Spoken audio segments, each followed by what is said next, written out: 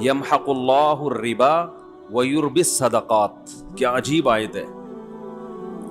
دیکھو سود کسے کہتے ہیں؟ جتنا پیسہ ہوگا اس سے مزید پیسہ بنتا ہے نا انسان کے پاس.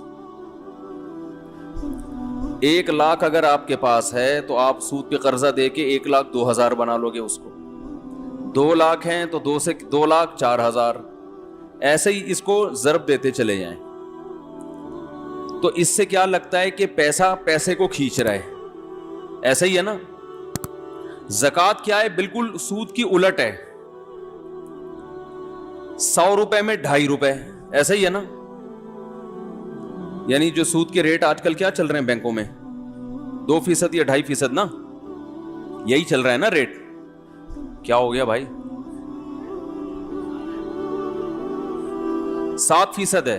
اچھا سود کا ریٹ زیادہ, تو سود زیادہ کما رہا ہے انسان. یعنی 1,00,000 پہ 7,000, 1,00,000 پہ 7,000 ریٹ ہے. تو 7% آپ 1,00,000 پہ کما رہے ہو, یعنی 100 روپے پہ 7 روپے. زکوٰۃ بھی جتنے زیادہ اماؤنٹ ہوگا زکوٰۃ اتنی زیادہ نکلے گی.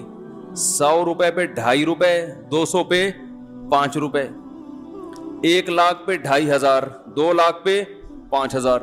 تو اس سے مالدار کہے گا کہ یار سود بڑھتا ہے اور زکوٰۃ پیسے کو گھٹاتی ہے. جتنا پیسہ ہوگا زکوٰۃ اتنی زیادہ زکوٰۃ ہے. زکوٰۃ بھی ایک صدقے کی ایک قسم ہے نا. تو دیکھنے میں لگتا ہے کہ صدقے سے پیسہ کم ہوتا ہے, سود سے بڑھتا ہے. اللہ نے قرآن میں اس کی بالکل نفی کر دی. یمحق اللہ الربا, فرمایا اللہ سود کو مٹاتا ہے. اب مٹانے کا لفظ اللہ نے جو استعمال کیا اس میں کیا حکمت ہے, اس پہ کھوپڑی استعمال کریں گے تو انشاءاللہ سمجھ میں آئے گی یہ بات بھی. یمحق اللہ الربا, سود کو اللہ کیا کرتا ہے؟ جیسے ربڑ سے ہم کوئی چیز لکھتے ہیں تو یوں یوں کر کے مٹاتے ہیں نا, تو ایسے اللہ سود کو کیا کرتا ہے؟ مٹاتا ہے. شاید اس میں یہ حکمت ہو کہ سود بظاہر تو بڑھتا ہوا نظر آتا ہے مگر اللہ باقاعدہ ارادہ کر کے ایسے اسباب پیدا کرتے ہیں کہ بڑے ہوئے پروفٹ کو گھٹا دیتے ہیں. جیسے ہم کوئی چیز لکھتے ہیں نا, ایک چیز لکھے ہی نہیں, لکھ کے مٹانا تھوڑا مشکل کام ہے نا, تکلف کرنا پڑتا ہے. تو اللہ بھی باقاعدہ ارادہ کر کے ایسے کچھ حالات پیدا کر دیتے ہیں کہ وہ بڑی ہوئی رقم کی برکت ختم. کیسے حالات کہ بھائی مسائل اتنی ارننگ نہیں ہوئی جتنے خرچے اللہ نے بڑھا دیے. خرچے بڑھانے کے لیے ضروری ہے کسی کو بیمار کر دیا ہے بھائی, اسکول ایسے اسکولوں میں داخلہ ہو گیا, فیسیں ڈبل ہو گئی مگر ایجوکیشن نہیں حاصل ہو رہی. کوئی چوری کر کے بھاگ گیا, کچھ بھی, تو گویا اللہ ربڑ لے کے نا مٹاتے رہتے ہیں اس کو کہ تو کماتا رہے, میں یہاں کیا کرتا رہوں گا, اس کو ریموو کرتا رہوں گا, تو کرتا رہے. یعنی یہ نہیں ہے کہ تو کمائے, مٹتی وہ چیز ہے جو پہلے لکھی جاتی ہے. خالی صفوں کو تو نہیں مٹایا جاتا نا بھائی.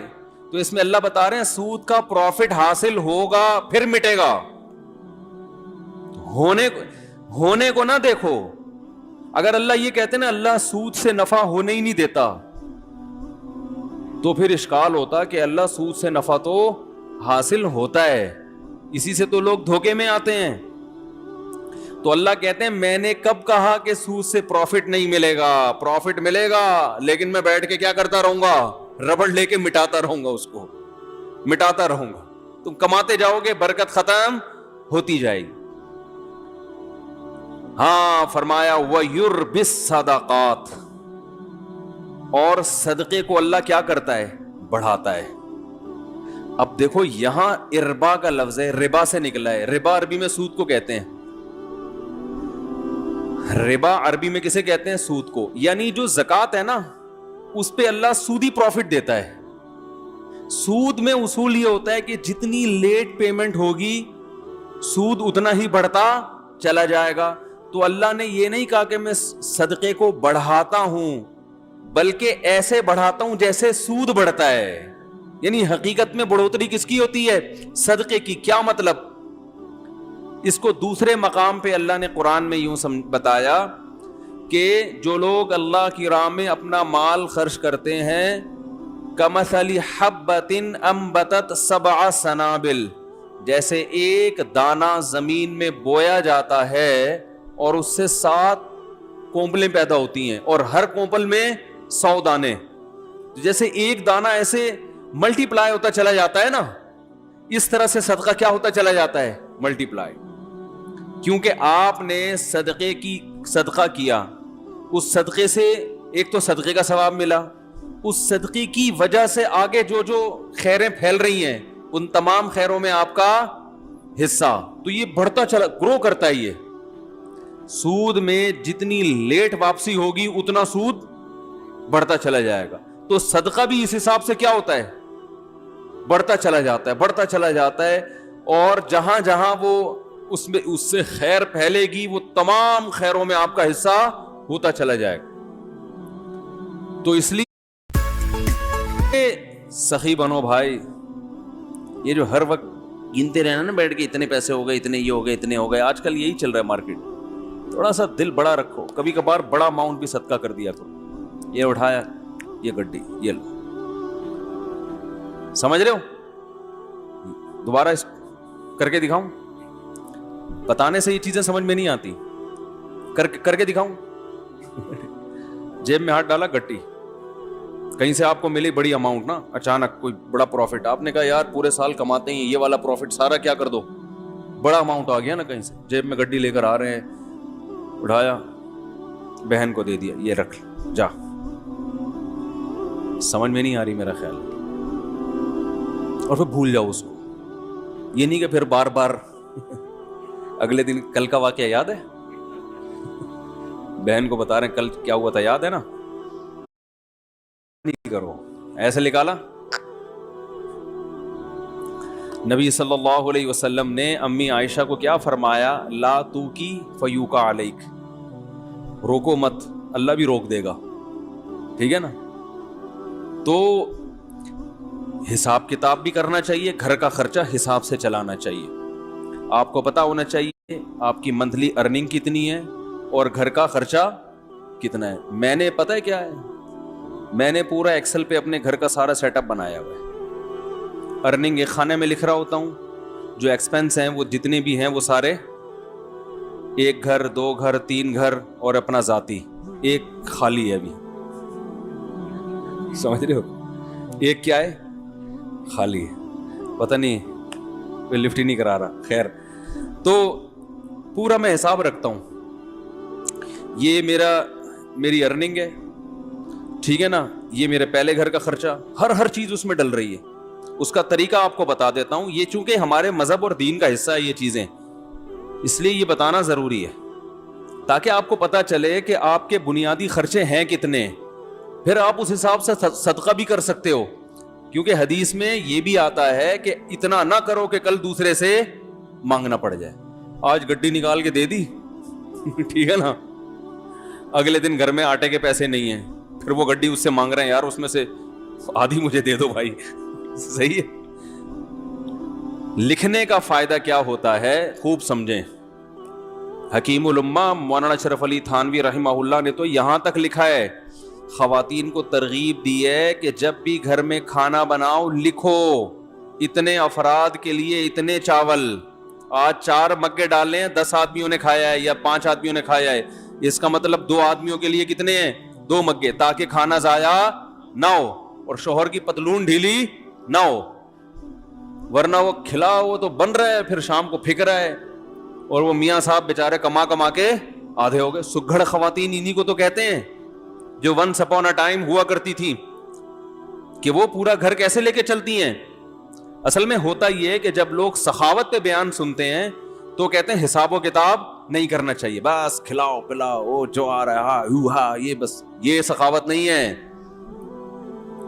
اور کچھ ایسے کنجوس ہوتے ہیں کہ وہ سارا دن کیلکولیشن میں ہی لگے رہتے ہیں بھائی. تو حالانکہ بنتے 4 روپے تھے، ٹھیک ہے نا. تو وہ میں اس میں ایک اصولی بات بتاتا ہوں کیسے چلنا چاہیے. اب بات تو چل پڑی ہے، یہ بھی سورہ قلم ہی کا حصہ ہے نا، اللہ نے سخاوت کو بیان کیا. تو حکیم الامہ نے کیا لکھا ہے؟ خواتین کو چاہیے گھر میں ایک ایک چیز کا حساب لکھے. جو کھانا پکاتی ہیں وہ تو یہی حساب لکھیں گی نا بھائی. جیسے بریانی بنانی ہے بھائی، اتنے چاول میں اتنے کلو گوشت ڈلتا ہے. اس دن اتنا ڈالا تھا تو چاول کیا بنے تھے مزیدار. اب ایسا نہ اس سے زیادہ ڈال دیں یا اس سے کم. تو ہر چیز میں لکھنے کا حساب، ہر وقت اپنے پاس ایک ڈائری. اب تو موبائلوں میں بھی لوگ لکھنا شروع کر دیتے ہیں. دیکھو میرے موبائل میں نے ایک ڈائری بنائی ہوئی ہے، ابھی آپ کو دکھاتا ہوں کیا لکھا ہوا ہے اس میں نے. یہ نوٹ، ابراہیم کو 100 روپے دیے. میرا چھوٹا بیٹا ابراہیم ہے نا، سائیکل خراب ہو گئی تھی، میں نے اس کو 100 روپے پکڑا دیے سائیکل ٹھیک کرنے کے لیے. اس میں ڈال دیے میں نے.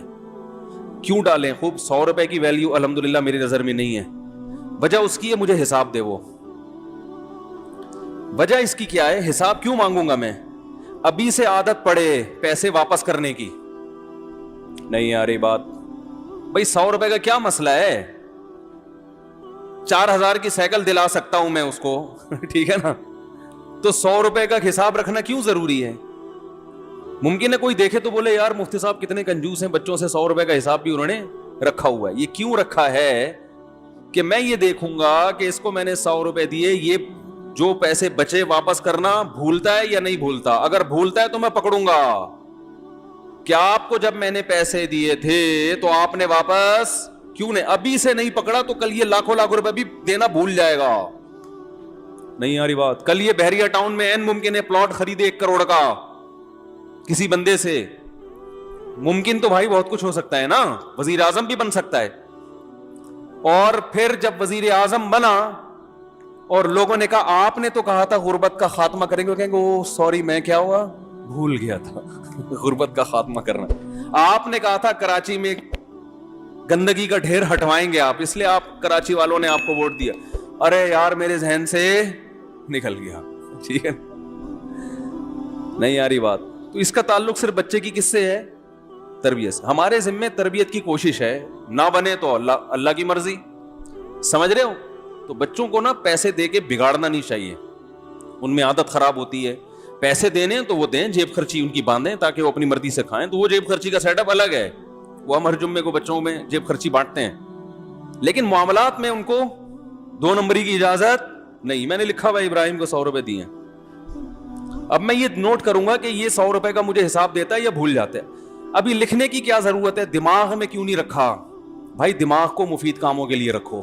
100 50 روپے کے لیے دماغ کو فالتو میں مت کھپاؤ بھائی. یہ چیز اگر یہاں نہ ہوتی، دماغ میں ہوتی، تو دماغ اور کسی کام کا ہوتا. یہ بیان کرتا میں یہاں بیٹھ کے ہر وقت دماغ میں یہی یاد رکھنا ہے، اس کو 100 روپے دیے، اس کو 50 روپے دیے، اس کو 1 لاکھ روپے دیے، اس کو یہ دماغ میں. دماغ سے چیز اٹھا کے کہاں لے کے جاؤ؟ ڈائری میں. حضرت حکیم الامہ مولانا اشرف علی تھانوی رحمہ اللہ تعالی، یہ مجدد تھے اپنے دور کے، ایسے خاندانی آدمی تھے. یہ ذکر کرتے ہوئے جا رہے تھے. ان کا معمول تھا فجر کے بعد ذکر کرنے کا، تو چہل قدمی بھی کرتے تھے تاکہ واکنگ ہو جائے فجر کے بعد اور ذکر بھی. تو ایک دم رکے، جیب سے ڈائری نکالی، قلم سے، قلم ان کے یہاں رہتا تھا ہر وقت کان پہ، فوراً کچھ لکھا اور ڈائری جیب میں. کسی نے پوچھا حضرت آپ ذکر کر رہے تھے، یہ ابھی بعد میں لکھ لیتے یہ؟ انہوں نے کہا نہیں، میرا دماغ اللہ کی طرف ہے. ذہن میں خیال آیا، اگر میں ڈائری پہ نقل نہ کرتا نا تو وہ خیال مجھے محفوظ رکھنے کے لیے بار بار دماغ کہاں جاتا؟ اسی خیال کی طرف. تو وہ مجھے ذکر سے بھی غافل کرتا. وہ چیز دماغ سے کہاں آ گئی؟ ڈائری میں. اب جیب میں. اب دوبارہ ذکر توجہ کے ساتھ. اب یہ ڈائری کی ٹینشن ہو گئی ہے. اب یہ اپنی ٹینشن کیا ہو گیا بھائی؟ ایسی خاندانی چیزیں ہیں یار. یہ تو زندگی میں کامیابی کے اصول ہیں اللہ کے بندو. ہمارے پاس کسی کے پاس بھی کوئی ڈائری نہیں ہوتی. لاکھوں کروڑوں کے بزنس دماغ میں چل رہے ہوتے ہیں. وسیم کباڑیے سے 1 لاکھ روپے لینا ہے، سلیم گولے گنڈے والے کو 20 لاکھ روپے دینے ہیں. ٹھیک ہے نا؟ سب دماغ کچومبڑ بنا ہوا ہے، دماغ کا کچرا کنڈی بنا ہوا ہے. دماغ کچرا کنڈی بنا ہوا ہے کہ نہیں بنا ہوا؟ اتنی فکریں. اب کیا کیا کھوپڑا ہے، یہ کیا ہے؟ اس کو یہ کرنا ہے، اسے یہ کرو، پھر بھول گیا، پھر بھول گیا. جو بات ہو بھول گیا. ہر چیز بھول رہا ہے. تو مجھے کہتے ہیں بیان کے دوران بھول جاتے ہیں کیا ٹاپک چل رہا تھا. تو آپ جو چیزیں بھول رہے ہیں نا وہ زیادہ خطرناک ہے. آگے کیا لکھا ہوا ہے؟ پھل، وہ اس کی قیمت لکھی ہوئی ہے. اب یہ نہیں کہ پوری ڈیٹیل کے ساتھ ایک ایک چیز، ایسا نہیں، اشارے. یہ اشارے اس لیے کہ رات کو 24 گھنٹے میں ایک ٹائم جو ہے نا، یہ سب چیزیں ایکسل میں چلی جائیں گی. کہاں چلی جائیں گی؟ سب جو یاداشتیں ہیں، جب سے 100 روپے تو نہیں جائیں گے، یہ تو ایک یاداشت ہے نا کہ اس نے حساب دیا کہ یہ ادھر ہی رہے گا. باقی جتنے خرچے آج ہوئے وہ سارے کہاں چلے جائیں گے؟ وہ آفس کا جو سافٹ ویئر آتا ہے نا خرچوں کا، 1 گھر 2 3 4 جو بھی ہیں، اللہ توفیق دے، تو وہ سب اس میں ڈال دیے. اس سے کیا ہوتا ہے بھائی؟ بدگمانی سے انسان بچتا ہے. علماء کہتے ہیں کہ بدگمانی کا موقع فراہم، بولو بھائی، مت کرو. کیسے؟ ہم جب حضرت کے پاس گئے نا، حضرت مفتی رشید احمد صاحب کے پاس، تو حضرت فرمایا کرتے تھے رات کو جو پیسے ہیں نا آپ کے، وہ لاکر میں رکھیں. کسی طالب علم کو بٹوا نکال کے اپنے سرہانے پہ رکھنے کی اجازت نہیں ہے. کیوں؟ اگر چوری ہو گیا یا گم گیا، شبہ ہوگا ساتھ والے پر، شیطان کو موقع مل جائے گا اپنے ساتھی کے خلاف بدگمان کرنے کا. حالانکہ عین ممکن ہے ساتھ والے نے چوری نہ کیا ہو، باہر سے کوئی چور آ جاؤ، کوئی بندہ آیا ہو لے کے چلا گیا ہو، لیکن یہ وضاحتیں کون کرتا پھرے گا بعد میں؟ فوراً دماغ میں کیا آئے گا؟ اس نے کیا ہے. یہ بھی ممکن ہے اس نے کیا بھی ہو. تو فرمایا کرتے تھے کہ بدگمانی کے مواقع سے بچنا ضروری. تو لکھنے کا فائدہ یہ ہوتا ہے کہ ایک تو بدگمانی سے انسان بچتا ہے. سمجھ رہے ہو؟ آپ کی بیگم نے کوئی سوٹ خریدا 5000 روپے کا، ہمارا تو، میرا اپنا حساب ایسا ہے، میں دماغ میں کچھ رکھتا ہی نہیں ہوں. مجھے تو پتہ ہی نہیں ہوتا کہ ابھی خریدا تھا تو کل خریدا تھا کہ نہیں خریدا تھا. ساری چیزیں کہاں جا رہی ہیں؟ لیپ ٹاپ. تو اب اگر کبھی اختلاف ہوگا تو کل لیا تھا پرسوں لیا تھا، تو لیپ ٹاپ سے پوچھ کے بتاتا ہوں میں. ٹھیک ہے نا؟ کس سے پوچھ کے بتاتا ہوں؟ لیپ ٹاپ بتائے گا کہ پچھلی عید پہ کتنا خرچہ ہوا تھا، اس عید پہ. ایک چیز تمیز سے لے آئے نا ہر چیز. بھائی عید پہ اتنے. اب میری، لوگ کہتے ہیں نا اتنے گھر کیسے چلا رہے ہو؟ جیسے کمپنی چلتی ہے نا، ہم ایسے چلا رہے ہیں. کمپنی کا ایک نظام ہوتا ہے نا، سسٹم ہوتا ہے. مجھے عید پہ شاپنگ میرے لیے سب سے آسان ہے، آپ لوگ کے لیے ایک گھر کے لیے مشکل ہوگی، کیونکہ مجھے پتا ہے پچھلی دفعہ عید پہ کتنے خرچ ہوئے تھے. وہ حساب نکالو، اس دفعہ تھوڑا گڑ زیادہ ملا کے پیسے بانٹ دو، ختم. چلو ہماری وجہ سے، ٹھیک ہے نا. وہ رمضان سے یعنی شعبان میں ہی سارا حساب کلیئر. پیسے دے دیتا ہوں میں کہ بھائی اب جس نے جو خریدنا ہے خرید لے. ہر ایک کے فی بندہ اتنے پیسے، عید کے گریوی جو ملے گی نا عید پہ، وہ فی کس اتنی ہے. تو پھل کے حساب سے ہر چیز ایسے تمیز سے چل رہی ہے. تو اب ہوتا کیا ہے؟ لکھنے کا فائدہ کیا ہوگا؟ ادھر آپ نے اپنی ارننگ لکھی، ادھر ڈیلی بیسس پہ آپ نے اپنے خرچے ڈال دیے. مہینے کے آخر میں یہ لکھنا اس لیے نہیں ہے کہ کنجوسی کرے انسان، گھر والوں پہ خرچ نہ کرے، نہ خرچ کریں کھول کے، جتنا اللہ نے آپ کو دیا دبا کے کریں خرچ. بعض دفعہ لکھا جاتا ہے کنجوسی کی بیس پہ. بیگم ایک آم تم نے آج کھایا تھا، لیپ ٹاپ میں لکھا ہوا ہے، کل دوبارہ آم کھانے کی آپ کو اجازت نہیں ہے. یہ نہیں، یہ مقصد نہیں ہے. کہیں آپ سمجھ رہے ہو کہ مفتی صاحب گن کے کھلا رہے ہیں گھر والوں کو، ایسا نہیں ہے. آم کے تو بارے میں میرا نظریہ یہ ہے کہ آم کے لیے کھانے کا لفظ ہی آم کی توہین ہے. آم کے لیے جو لفظ استعمال ہوتا ہے وہ کون سا؟ پھوڑنا. میں تو کہتا ہوں بھائی آم جب کھانے ہو تو کھلانا ہے تو پھر ہم کھائے گا ہی نہیں. پھوڑنے کی اجازت ہو تو ہم کھائیں گے، ایک آدھ آم سے مزہ نہیں آتا. خیر اللہ نے اگر دیا ہو تو انسان کرے، نہیں دیا تو صبر کرے انسان. تو اس کا فائدہ کیا ہوگا؟ جب آپ یہ ہر چیز لکھیں گے تو آپ کو پورے مہینے اندازہ ہوگا. ایک فائدہ یہ ہوگا کہ آپ کے خرچے آپ کی ارننگ سے کم ہیں یا زیادہ. اگر بیلنس، وہ اس میں خود بخود بیلنس آ رہا ہوتا ہے نا، اب اتنا بیلنس رہ گیا، اتنا رہ گیا، اتنا رہ گیا، اتنا رہ گیا، تو ممکن ہے 31 تاریخ کو آپ کا بیلنس مائنس میں جا رہا ہو، -50,000.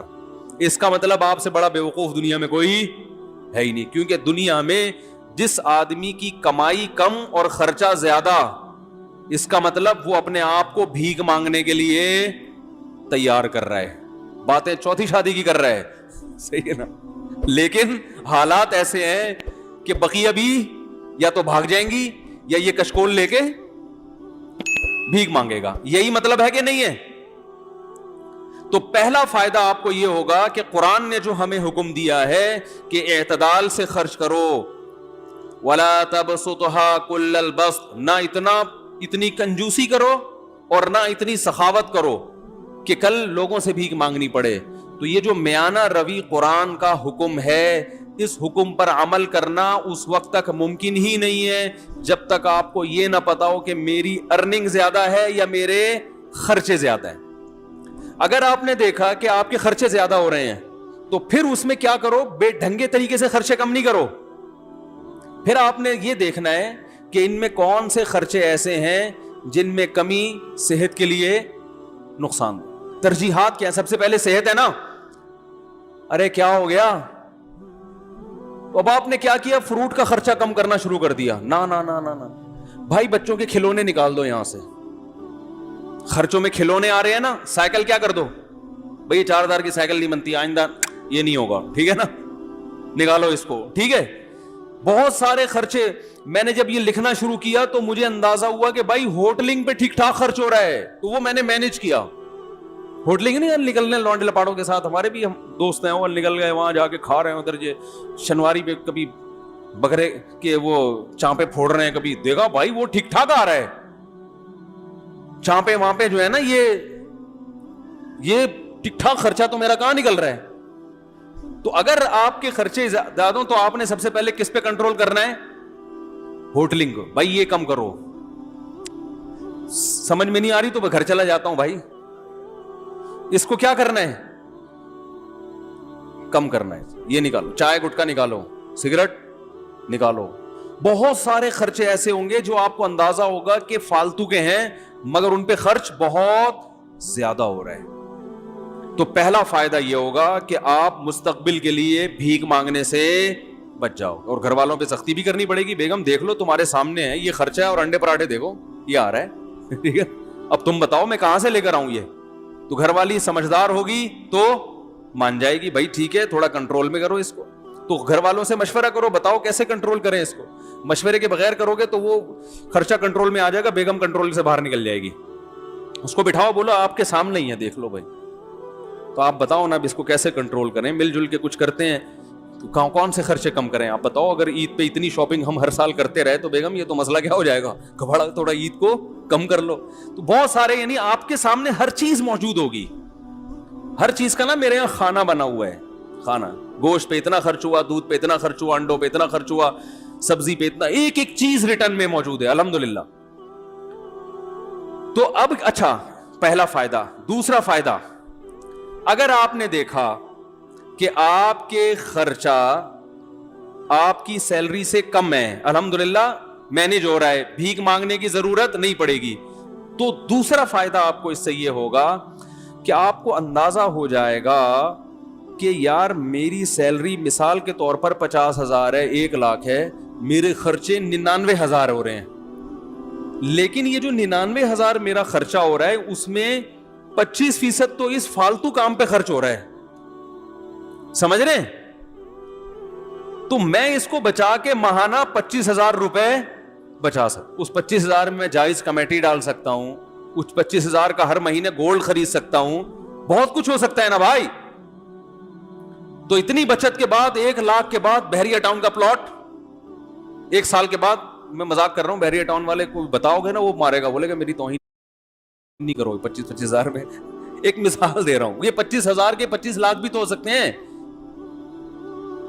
کچھ بھی ہو سکتا ہے. یعنی آپ نے ادھر سے چیک کیا, مجھے تو بڑا فائدہ ہوا تھا کہ میں نے جب چیک کرنا شروع کیا مجھے اندازہ ہوا بھائی یہ پیسے بلا وجہ کے اتنا بڑا اماؤنٹ خرچ ہو رہا ہے ہوٹلوں کی چائے پر اور فلاں پر, اور اتنا اس پہ ہو رہا ہے کہ یہ بچ کے بہت اچھی جگہوں پہ بولو بھائی خرچ ہو سکتا. تو آپ جب خود کریں گے تو بہت سی راہیں آپ کے سامنے کھلیں گی. تیسرا فائدہ یہ ہوگا کہ آپ کو یہ پتا چل جائے گا کہ بھئی یہاں سے مینج کرنے کے بعد میری جو سیلری ہے نا اس میں سے میرا بچتا اتنا ہے, تو میرے گھر کے مہینے کے اتنے خرچے تو بہرحال ہیں ہی, اس سے زیادہ کیا ہے غریبی. اب صدقات و خیرات میں آپ کو کیا ہو جائے گی آسانی. اس میں ایک کام اور کرو, ہم میں چونکہ توکل کم ہے تو آپ اتنا اماؤنٹ جمع کرو, گولڈ کی شکل میں کہ آج آپ کی تنخواہ اگر چھوٹ جاتی ہے, آپ کو جاب سے نکال دیا جاتا ہے, تو گولڈ کی شکل میں آپ کے پاس 1 سال کا راشن, بولو بھائی, ہونا چاہیے. مثلا آپ نے وہاں کیلکولیشن کی, آپ نے اندازہ لگایا کہ میرا ماہانہ خرچہ 1 لاکھ ہے. ایک مثال دے رہا ہوں, ایک نارمل ایک فیملی والے 1-2 بچوں کے ساتھ 1 لاکھ بہت اچھے طریقے سے ہو جاتا ہے. اندازہ لگا لیا جی میرا ماہانہ خرچہ کتنا ہے, 1 لاکھ. تو آپ نے ایک ہدف بنایا کہ یار میں نے 12 لاکھ روپے جمع کرنے ہیں. اتنا جمع کرنا نا کہ آج اگر جاب چھوٹ جاتی ہے تو کسی کے سامنے ہاتھ نہ پھیلانا پڑے. آج اللہ نہ کرے کوئی آفت آ گئی, ارے کوئی بڑا خرچہ آ گیا, کوئی خدا نخواستہ خطرناک بیماری آ گئی, تو کچھ پیچھے اماؤنٹ ہونا چاہیے نا. تو وہ کتنا اماؤنٹ ہونا چاہیے؟ اگر آپ ضرورتوں کو دیکھو گے تو وہ زرداری کے پاس جتنا اماؤنٹ ہے پھر وہ بھی کم ہے, کیونکہ ہو تو کچھ بھی سکتا ہے. اور بالکل ہی زیرو پہ رہو گے تو یہ بھی غلط ہے, یار اتنا بھی نہیں, کچھ تو انسان کے پاس بینک میں ہونا چاہیے. تو ہم نے علماء سے سنا ہے کہ 1 سال کی جیب خرچی پیچھے ہونی چاہیے اس زمانے میں, خاص طور پہ جب توکل کی کیا ہے, کمی. اور اگر آپ میں توکل ہوگا تو آپ کے بیوی بچوں میں توکل ہو, یہ ضروری نہیں ہے. آپ نے تو کہا کچھ بھی نہیں, اللہ کھلائے گا, بیگم کیا جب بھوک لگے گی نا تو ممکن ہے آپ توکل کرو, بیگم توکل نہ کرے. پھر وہ جب چترال لگائے گی تو پھر آپ ہمیں فون کریں گے, یار یہ آپ نے توکل پہ بیان کیا تھا. تو بھائی آپ کو سمجھ میں آیا, اس کو سمجھ میں آیا ہی نہیں. وہی کتے والی مثال ذہن میں رکھ لیں, وہ کتا بھونک رہا تھا تو کسی نے کہا بھونکنے والے کتے کاٹتے نہیں. اس نے کہا پتہ نہیں یہ مثال میں نے تو سنی ہے, کتے نے بھی سنی ہے کہ نہیں سنی ہے, کہ بھونکنے والے کتے کاٹتے نہیں. کتے کو پتہ نہیں یہ پتہ ہے کہ نہیں پتہ. تو اب سمجھیں بات کو, آپ کے پاس جو اماؤنٹ بچے گا اس میں آپ کو اندازہ ہو جائے گا آپ کتنا صدقات و خیرات کر سکتے ہو. ٹھیک ہے نا. اچھا, آپ نے 1 سال کا جس کی 1 لاکھ روپے ماہانہ خرچہ ہے نا, وہ 12 لاکھ جمع کر لے. اور 12 لاکھ کیش کی شکل میں نہیں, گولڈ کی شکل میں, کیونکہ وہ کیش تو ایسے دھڑام سے گرتا ہے, وہ تو ڈی ویلیو ہو رہا ہے نا. گولڈ لے کے رکھ لے, لاکر میں ڈال دیا کہ بھائی یہ بس رکھ دیا میں نے. اس سے دماغ کیا ہو جائے گا, بے فکر. کبھی شیطان ڈرائے کہ ابے یہ ہو گیا تو کیا ہوگا, یہ ہو گیا, بولے ہیں بھائی لاکر میں 12 لاکھ کا گولڈ پڑا ہوا ہے, اور وہ گولڈ کی ویلیو بھی کیا ہو رہی ہے, بڑھ رہی ہے. یہ پلاٹ بھی لے سکتے ہیں, لیکن پلاٹ میں پھر 10 ٹینشنیں ہیں. اس میں یہ خطرہ ہوتا ہے, پلاٹ ویسے 12 لاکھ کا آتا بھی نہیں ہے, لیکن ایک خطرہ بھی ہوتا ہے نا کہ پتہ نہیں وہ اور ڈی ویلیو نہ ہو جائے. گولڈ ایک ایسی چیز ہے کہ ماہرین یہ کہتے ہیں یہ بہت بڑھتا نہیں ہے تو گرتا بھی نہیں ہے. سمجھ رہے ہیں, ایسا نہیں ہوتا کہ 1 لاکھ کا گولڈ 50,000 پہ آ جائے, ایسا آج تک ایسا ہوا نہیں ہے. تو ہوا بھی ہے تو 2 دن کے بعد پھر اوپر چڑھ جائے گا وہ. تو اب کیا کرنا ہے آپ نے, آپ سمجھیں. اچھا, جب یہ 12 لاکھ کا گولڈ آپ جمع کر رہے تھے, یہ میں ایک اس آدمی کی بات کر رہا ہوں جس کا خرچہ 1 لاکھ ہے, جس کا 4 لاکھ ہے پھر وہ 12 لاکھ نہیں, وہ پھر اسی حساب سے. یہ ہر آدمی کے لیے الگ الگ ہے. تو اب آپ نے جب وہ لاکر میں جمع کر دیا, اس جمع کرنے کے دوران بھی ہر مہینے کچھ نہ کچھ صدقہ کرنا ہے. یہ نہیں کہ 10 سال گولڈ جمع کرنے میں لگ گئے تو اس دوران آپ نے کبھی کوئی صدقہ کیا ہی نہیں ہے.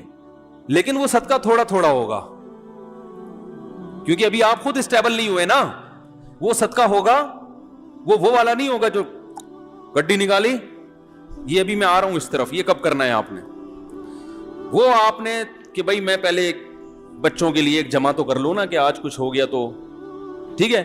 اب آپ نے کیا کرنا ہے کہ جیسے ہی آپ جو ہے نا تھوڑا تھوڑا ہر مہینے کرتے رہے, جب یہ بھی آپ کے پاس 1 سال کا گولڈ جمع ہو گیا, اب آپ کو اندازہ ہو گیا بھائی میرا ماہانہ خرچہ اتنا ہے, ارننگ اتنی ہے.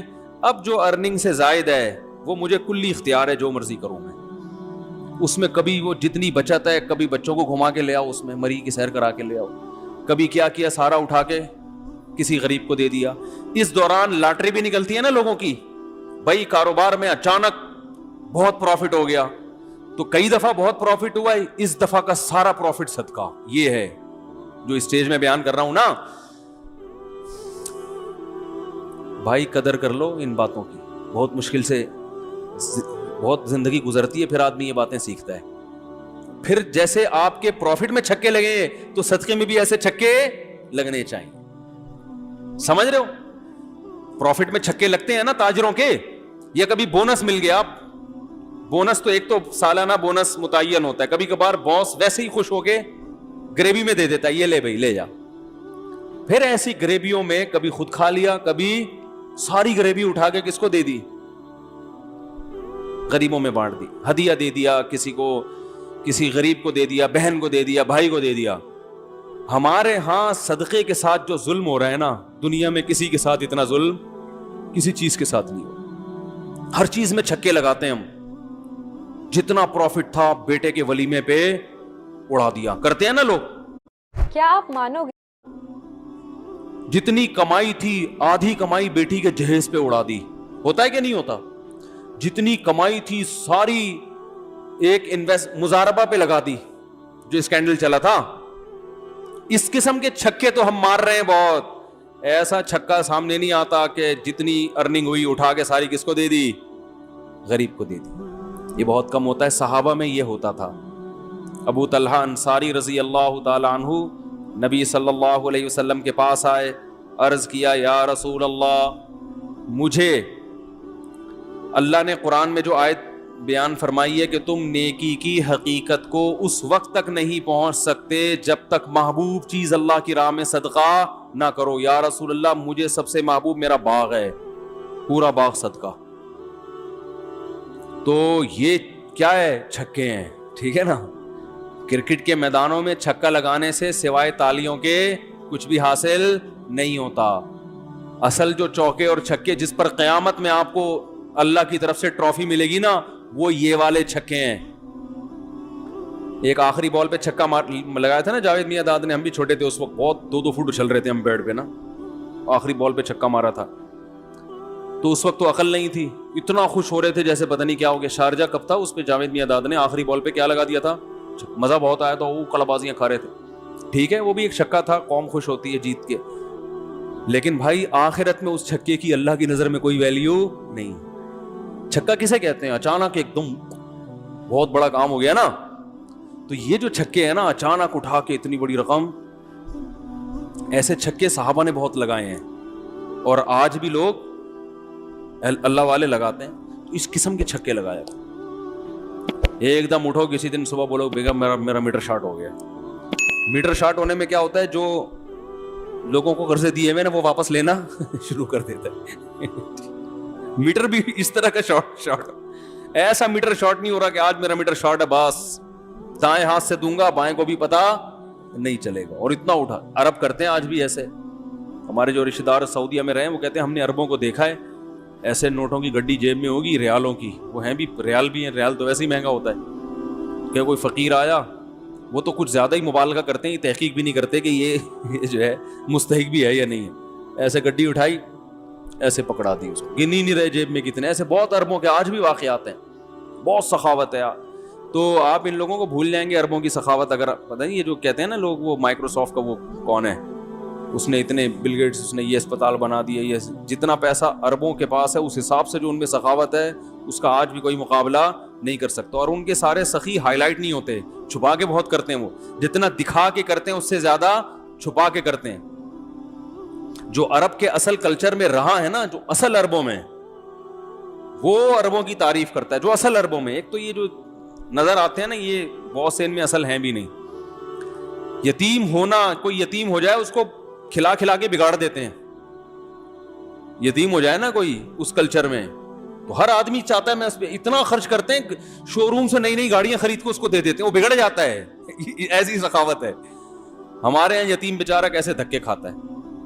ہمارے ہاں سب سے بڑا سخی وہ ہے, گاڑی جا رہی ہے وائپر پہ کسی نے صاف کر دیا تو 5 روپے اس کو پکڑا دیا, یہ سمجھا جاتا ہے. باقی الحمدللہ ہمارے یہاں بھی بڑے بڑے سخی موجود ہیں, اور غیروں سے بہرحال پھر بھی ہم بہت اچھے ہیں. ابھی یہ کورونا وائرس میں جب یہ راشن کی تقسیم کا عمل آیا نا, تو ہمیں اندازہ ہوا کہ بھائی لوگوں میں اللہ نے بڑا جذبہ رکھا ہے بھائی, ہماری قوم میں بھی, اور بہت خرچ کرنے کا جذبہ. خیر, اب میں جلدی سے اپنی بات کو آگے لے کے چلتا ہوں. تو یہ سمجھ میں آ گیا کہ اپنے ہر خرچہ کیا کرنا ہے, ڈائری لے کے لکھنا ہے اور شام کو اس کو لیپ ٹاپ میں ڈال دینا ہے. اس سے 3 فائدے ہوں گے. بچت کتنی ہے آپ کی, سخاوت کتنی افورڈ کر سکتے ہیں, کتنی افورڈ